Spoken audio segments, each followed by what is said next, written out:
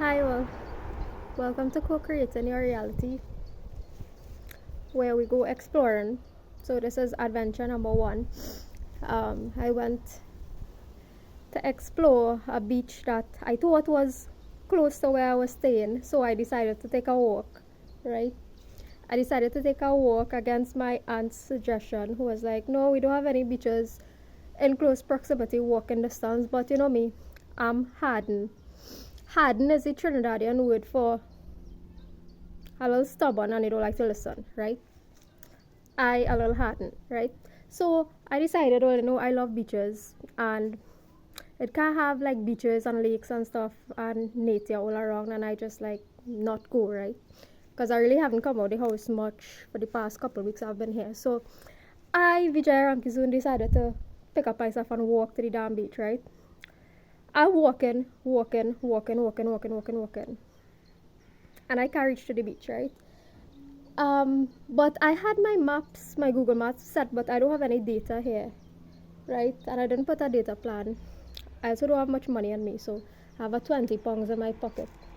Um, so I decided to take a walk with nothing on me, um, but a 20 pounds.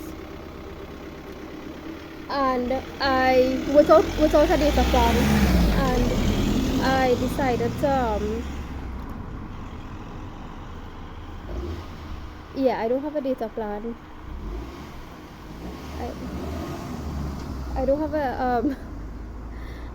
I don't have a data plan on my phone, and I decided to just set the location before I left home. So thinking it's gonna be not a bad walk, right? Not too much of a difficult walk or a long walk. Well, kill me dead. um, yeah. So what happened when I actually reached the beach? I thought I could have just switched the location and just get back the route to come back home. But it so happened that I needed data or internet to set back the location again. And I lost that connection, right? I lost that connection and I had to find my way out of basically hike out from at the beach. But so welcome to Co-Creating Your Reality, where sometimes we don't know where we are or what we're doing, right? We don't know where we are, but we know who we are, right? We don't know where we are, but we know who we are. And once you know who you are, you will never lose direction in this life, right? I repeat that. Once you know who you are, doesn't matter where you travel in the world or where you adventure to, once you know who you are, you will always find your way back home, right? um so the topic for today is that the course today that we are learning, right? The course today that we are studying is the sociology of health. Sociology of health. So welcome to Co-Creating Your Reality, where we blend health into sociology, into spiritual law, right? Blending everything together, right? Holistic healing is what we call it here, right?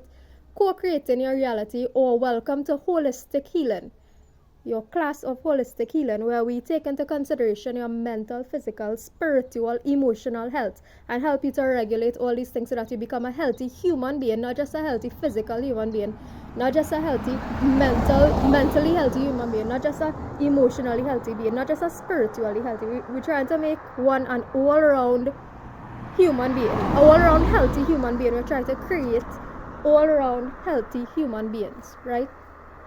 So this topic is entitled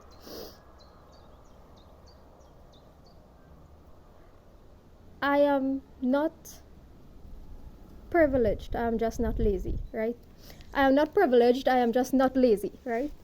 Now this topic is born out of the favorite word, the favorite sociological term in today's society, called privilege, right? Where everybody is privileged except you, right? Everybody is privileged except you, right? Everybody is privileged, right? If you see someone looking fit and healthy, oh, that person privileged.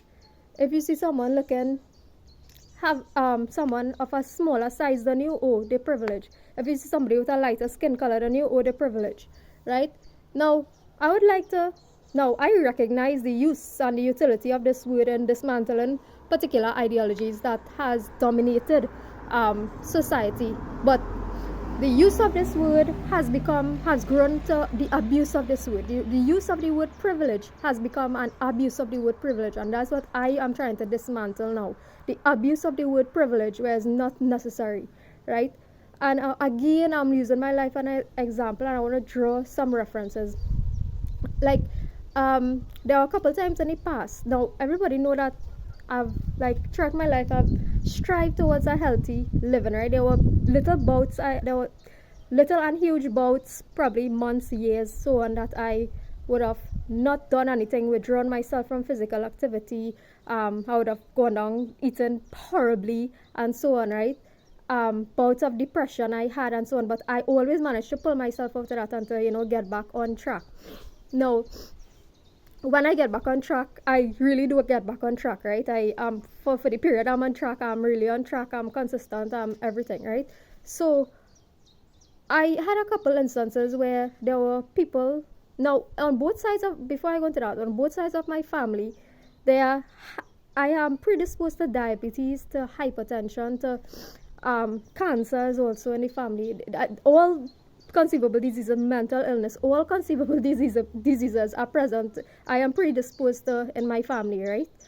And that's why it's important to know, what, to try to live a particular lifestyle so that you don't predispose yourself further, right, to these to certain diseases that could be inherited if you live a particular lifestyle, right? Or, don't live a particular lifestyle.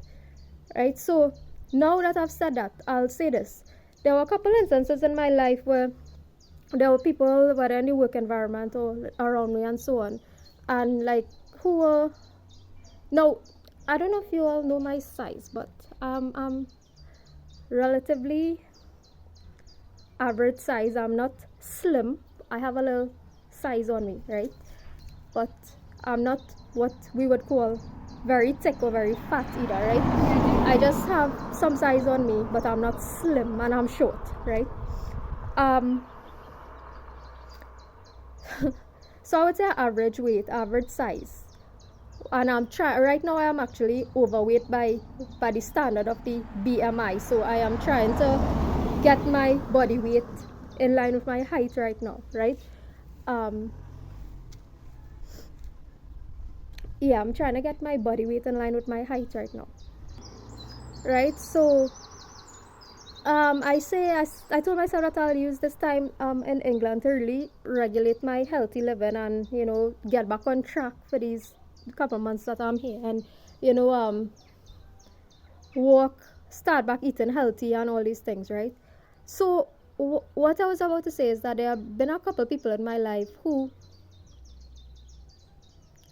would have made certain comments to me regarding like size and stuff, and the comments that they would have made was to the effect of me being privileged because of the size that I have, right? Me being privileged because of the size that I have. Like, oh, you lucky. They don't say things, oh, you lucky. But when we are having conversation about weight loss, healthy living, so on. Now, weight loss is not a big deal for me. My problem is maintaining a healthy lifestyle, right? I just want to maintain a healthy lifestyle, right? So, but during certain conversations on like health, weight loss, all these things with different people in my life, I've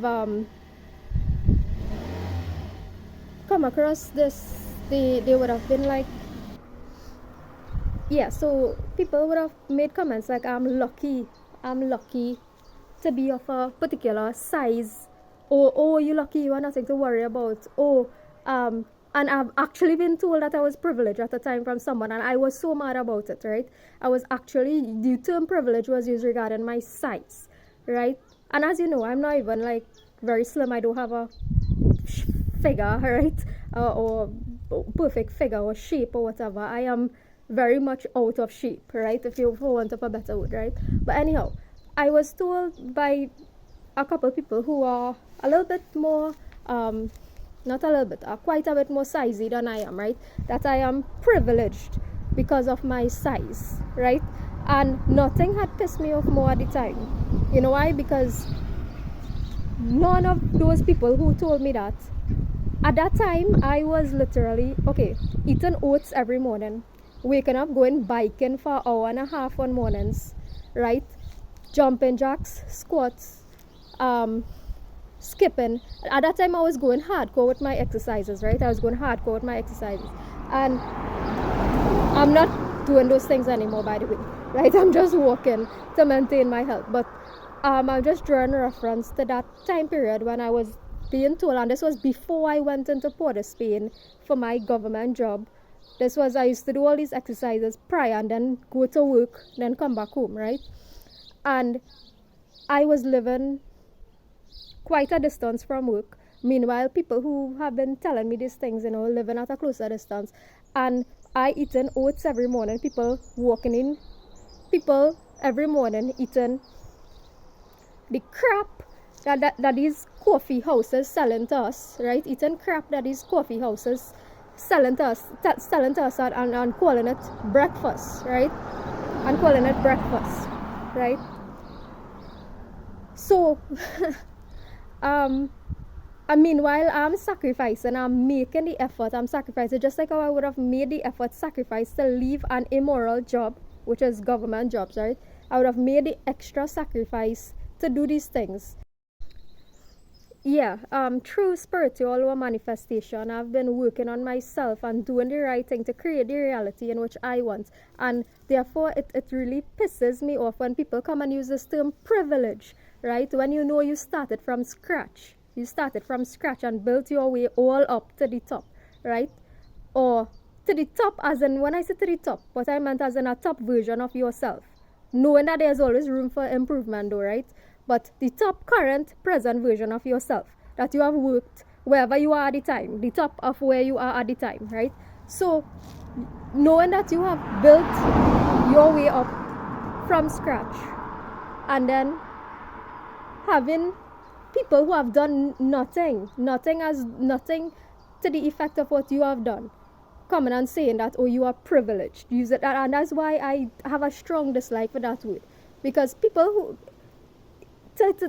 understand that to get to where some people are, the level of sacrifice and level of willpower that it takes to really push you out of a space of heavy depression, right? Heavy feelings of that you are in a bottomless pit, right? And you can't come up, and you have to really dig deep and face yourself, change your behavior, do the right thing, right? To push you out of that space, and then to come and hear somebody say you privileged, right? It is not a nice thing, right? It is not a nice thing at all. So I would like you all to rethink the use of this term privilege. Yeah, this word privilege is an overused and overabused word. Not that it is only overused and overabused, but it's not used in the correct ways, right? It is not used in the proper ways, right? So I would like to encourage people and look at me again, fulfilling the role of the Ministry of Health, right? First, I fulfilling the role of the Ministry of Education, teaching through sociology in a way that sociology could create change. Now I'm fulfilling the role of the Minister of Health, right? The Minister of Health, telling people to switch off their remote, get up from the couch, get up from in front of your computer, and go and take a walk, right? Go and take a walk in places where there's literally no excuse, like here in England, like there should be no unhealthy people, right? Unless you have a really serious medical issue or something. Bear in mind, this video does not refer to people who suffer from medical conditions, right? That's different, right? From severe medical, who presently suffer from severe medical conditions, because that is what it is, right? At this current point. But we can prevent severe medical conditions and there's no excuse, especially in places like here, Canada, so on. There's no excuse for people to not be healthy, right? There's no excuse for people to not be healthy, right? Now, you don't need to do any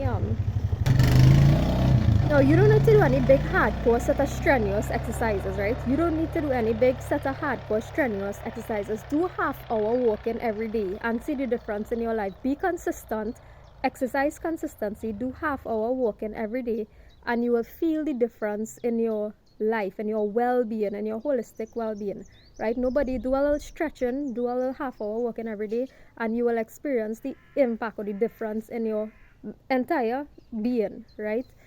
There's no excuse to not do this, right? If you are in the condition to do so, which is most of us, right?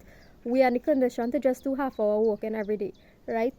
So here I am fulfilling the role, which is a very simple role of the Minister of Health, telling people to get their backside off from the TV or computer and do half an hour walking every day so that we wouldn't have to shove vaccines down your hands to prevent the invisible virus, which is really invisible because it just disappeared and God alone knows where it went.